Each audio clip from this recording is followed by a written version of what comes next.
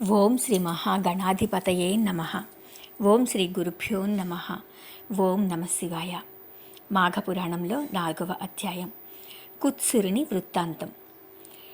పులిముఖం గల గంధర్వుని వృత్తాంతమును దిలీపునికి వివరించిన తర్వాత మాఘమాస మహత్యం గురించి వశిష్ఠుడు తిరిగి మళ్ళీ ఇట్లా చెప్తున్నాడు. పూర్వకాలంన కుత్సురుడను పేరుగల విప్రుడు ఒకడు ఉన్నాడు. అతడు కర్దమముని యొక్క కుమార్తెను వివాహమాడాడు.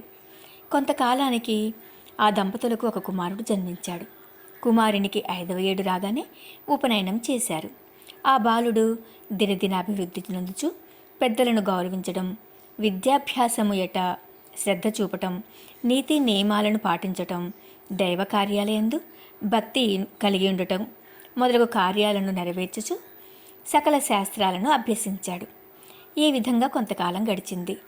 ఆ బ్రాహ్మణ బాలునకు యుక్త వయస్సు వచ్చింది. అతనికి దేశాటనకు పోవాలి అనే కోరిక కలిగి తీర్థయాత్రలకు బయలుదేరాడు. అనేక పుణ్యక్షేత్రాలను దర్శిస్తూ సిద్ధులను సేవిస్తూ మాఘమాసం వచ్చేటప్పటికి కావేరీ నదీ తీరానికి చేరుకున్నాడు. నా పుణ్యఫలం కొలది ఈ మాఘమాసంలో నాకు కావేరీ స్నానయోగం లభించింది, ఇది నా భాగ్యం అని ఆ విప్ర యువకుడు అనుకొని సంతృప్తి చెందాడు. మాఘమాసం అంతయు ఇచ్చటే ఉండి అధిక ఫలాన్ని సంపాదిస్తాను అని మనసులో నిశ్చయించుకొని ఒక ఆశ్రమాన్ని నిర్మించుకొని నిత్యము ఆ నదిలో స్నానం చేస్తూ భక్తితో భగవంతుని సేవిస్తూనే అచ్చటే కాలం గడుపుతూ ఉన్నాడు.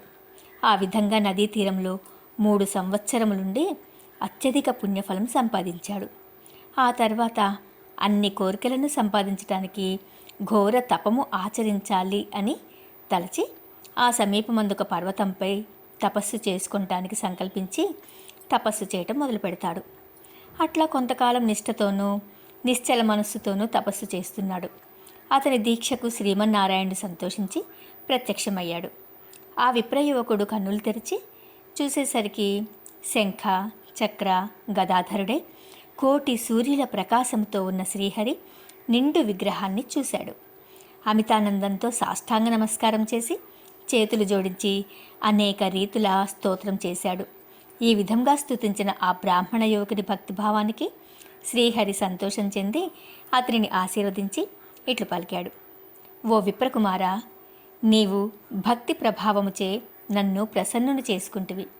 అది ఎట్లా అనగా, నీవు నిడవకుండా అనేక పర్యాయములు మాఘమాసంలో నదీ స్నానం చేసి తపస్శాలను కూడా పొందని మాఘమాస పుణ్యఫలమును సంపాదించావు.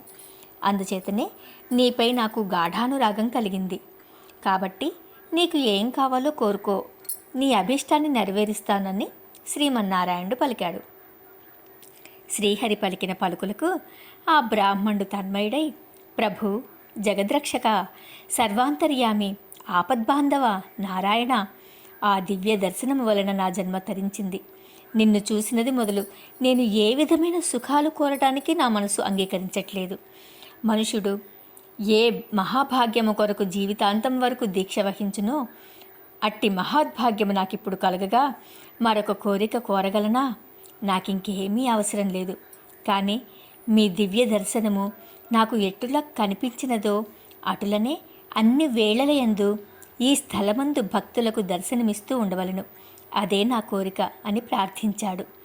శ్రీహరి ఆ విప్రకుమారుని కోరికను మన్నించి నీ అభీష్టము నెరవేర్చెదగాక అని పలికి నాటి నుండి అచ్చటనే ఉండిపోయాడు.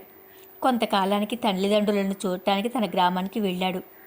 చాలా దినాలకి కుమారుడు వచ్చినని వృద్ధులై ఉన్నా కూడా తల్లిదండ్రులు మిక్కిలి సంతోషించి కుశల ప్రశ్నలు అడిగారు. 4వ అధ్యాయం సంపూర్ణం. ఓం నమః శివాయ.